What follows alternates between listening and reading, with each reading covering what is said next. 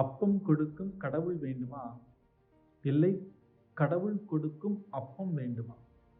இயேசு கிறிஸ்துவில் பிரியமான சகோதர சகோதரிகளே, இது தாயாம் திருச்சபை ஆண்டின் பொதுக்காலம் 18வது ஞாயிறை சிறப்பிக்க நம்மை அன்புடன் அழைக்கிறது.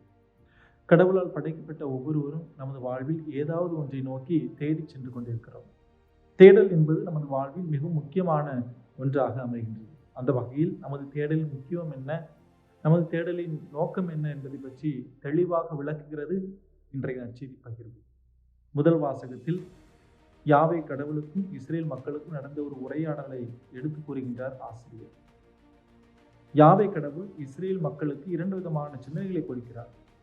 உங்களுக்கு கடவுள் வேண்டுமா அல்லது கடவுள் கொடுக்கும் உணவு வேண்டுமா என்று கேட்ட பொழுது, எங்களுக்கு உணவு தான் முக்கியம், எங்களுக்கு வயிறு தான் கடவுள் என்று அவர்கள் அதை தேர்ந்து கொண்டு அதை நோக்கி பயணிக்கின்ற மக்களாக இருக்கிறார்கள். அது கடவுள் அவர்களுக்கு சிந்தனையை கொடுக்கின்றார். உங்களது வாழ்வு எதை நோக்கி பயணிக்க வேண்டும், உங்களது வாழ்வின் இலக்கு என்ன, உங்களது வாழ்வின் நோக்கம் என்ன? உங்களது வாழ்வின் இலக்கு பாலும் தேனும் பொழியக்கூடிய கானான் தேசம், சாதாரண உணவு அல்ல என்பதை பற்றி அவர்களுக்கு எடுத்து கூறுகின்றார். இன்றைய 2ஆம் வாசகத்தில் பவுலடியார் எபேசு நகர மக்களுக்கு ஒரு அழகான கடிதத்தை எழுதுகின்றார். 3 ஆண்டுகள் அவர்களோடு தங்கி அவர்களோடு பயணித்து அவர்களுக்கு என்ன தேவை, அவர்கள் எதை நோக்கி செல்ல வேண்டும் என்பதை பற்றி தெளிவாக ஒரு சிந்தனையாக அந்த கடிதம் அமைகின்றது. அதில் ஒரு எடுத்துக்காட்டை சொல்லி அவர்களுக்கு விளக்குகின்றார். இறைவன் இயேசு கிறிஸ்து என்பவர் உடல், நாம் ஒவ்வொருவரும் அவருடைய உறுப்புகள். ஒவ்வொரு உறுப்பும் அதனுடன் செயல்பாடுகளை செய்கின்ற பொழுது உறுப்புகளும் நன்றாக இருக்கின்றது, உடலும் நன்றாக இருக்கின்றது. ஆகவே ஒவ்வொருவரும் அவரவர் பணியை செய்தால் வாழ்வு நன்றாக சிறக்கும். நீங்கள் உடலாகிய கிறிஸ்துவுக்கு முக்கியத்துவம் கொடுக்காமல் உங்களுடைய செயல்பாடுகளுக்கு முக்கியத்துவம் கொடுத்தால் உங்களது வாழ்வு சிறக்காது. உங்களது வாழ்வு எதை நோக்கி பயணிக்கிறது என்பது மிகப்பெரிய கேள்விக்குறியாக அமையும். காரணம், உடலாகிய கிறிஸ்து நமக்கு எல்லா விதமான நன்மைத்தனங்களை கொடுக்கின்றார், ஆவிக்குரிய காரியங்கள் நம்மை இட்டு செல்கின்றார். ஆனால் நீங்கள் அதற்கு முக்கியத்துவம் கொடுக்காமல் ஊனியல்பின் இச்சைக்கு நீங்கள் உங்களை அடிமையாக்குகிறீர்கள். ஆக உங்களது வாழ்வில் எது முக்கியம், எது தேவை என்பதை பற்றி அவர் அழகாக எடுத்து கூறுகின்றார். எது தேவையோ, எது உண்மையானதோ, எது நேர்மையானதோ, எது நம்பிக்கைக்குரியதோ, எது தூய்மையானதோ, எது நீதியானதோ என்பதை பற்றி நீங்கள் தெரிந்து கொண்டு அதை நோக்கி பயணிக்க வேண்டும். எல்லாவற்றையும் உணர்த்துகிறார் நமது இயேசு கிறிஸ்துவே. ஆகவே நீங்கள் அவர்களை பின்பற்றுகின்ற பொழுது உங்களது வாழ்வு நன்றாக அமைகின்றது என்பதை பற்றி அவர்களுக்கு அவர்களுடைய தேடலை தெளிவுபடுத்துகின்றார். நற்செய்தி வாசகத்தில் யோவான் 3 விதமான பாஸ்கா நிகழ்வுகளை மக்களுக்கு எடுத்துரைத்து அவர்களுடைய தேடலின் மையத்தை அவர்களுக்கு தெளிவுபடுத்துகின்றார். முதல் பாஸ்கா நிகழ்வு, திருமுழுக்கு யோவான் இறைவன் இயேசு கிறிஸ்துவை சுட்டிக்காட்டி இவர்தான் செம்மறி ஆட்டுக்குட்டி, இவர்தான் நம்மளுடைய பாவங்களுக்காக பலியிடப்பட போகிறார் என்பதை பற்றி மக்களுக்கு எடுத்துக் கூறுகின்றார். ஆக இது முதல் பாஸ்கா. 2வது பாஸ்கா, பசியுற்ற மக்களுக்கு புல்தரையில் அமர வைத்து அவர்களுக்கு 5 அப்பங்களையும் 2 மீன்களையும் கொண்டு 5000 பேருக்கு பகிர்ந்தளிக்கின்ற அந்த நிகழ்வை 2வது பாஸ்கா என்று அழைக்கிறார் யோவான் நற்செய்தியாளர். 3வது பாஸ்கா நிகழ்வு, இறைவன் இயேசு கிறிஸ்து தன்னுடைய பாடுகள், இறப்பு, உயிர்ப்பு ஆகிய உள்ளடக்கிய நிகழ்வுகளை 3வது பாஸ்கா நிகழ்வாக யோவான் நற்செய்தி கொடுக்கின்றார். ஆக இன்றைய வாசகத்தின் நற்செய்தி பகிர்வு இந்த 2வது பாஸ்காவை மையப்படுத்திய பகுதியாக இருக்கின்றது. இறைவன் இயேசு கிறிஸ்துவை தேடி இந்த மக்கள் ஓடி செல்கின்றார்கள். திபேரிய கடலில் இருந்து கப்பர்நாகும் செல்கிறார்கள். காரணம், உணவளித்த இறைவன் இயேசு கிறிஸ்து நமக்கு தினமும் உணவு கொடுப்பார் என்று நம்பிக்கையில் அவரை தேடி செல்கிறார். ஆனால் இறைவன் இயேசு கிறிஸ்து அவர்களை பார்த்து ஒரு கேள்வி கேட்கிறார்.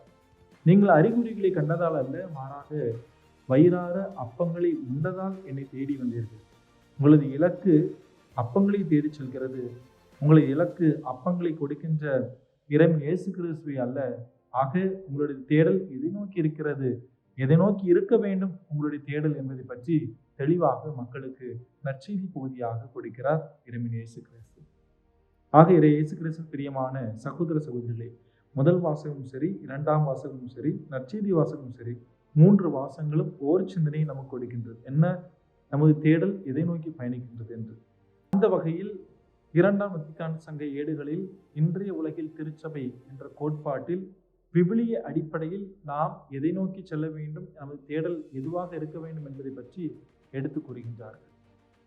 முதல் சிந்தனையாக பேதுரு இறைவன் இயேசு கிறிஸ்துவோடு படகில் சென்ற பொழுது இறைவன் இயேசு கிறிஸ்து சாதாரண நிலையிலிருந்து அவர்களை ஆழத்திற்கு தள்ளி கொண்டு போங்கள் படகை, அப்பொழுது மீன்பாடு அதிகமாக கிடைக்கும் என்று அவர்களுக்கு சிந்தனை கொடுக்கின்றார்.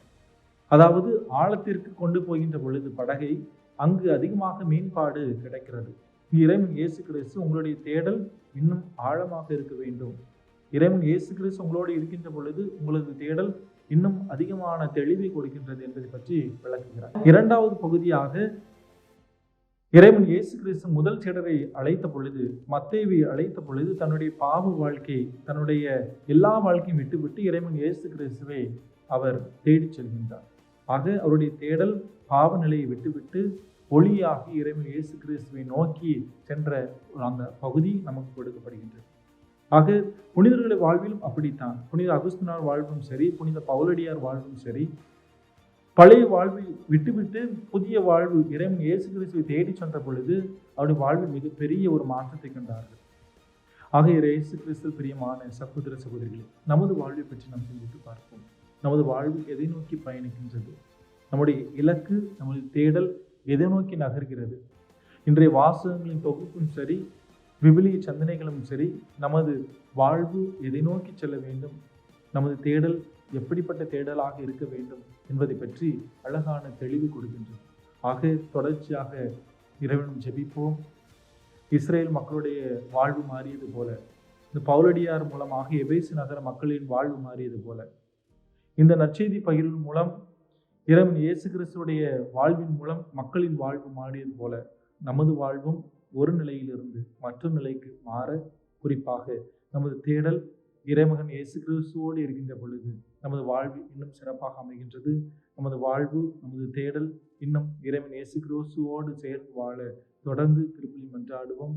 இறைவன் நம்மையும் நம் குடும்பங்களையும் நிறைவாக ஆசீர்வதிப்பாராக. ஆமென்.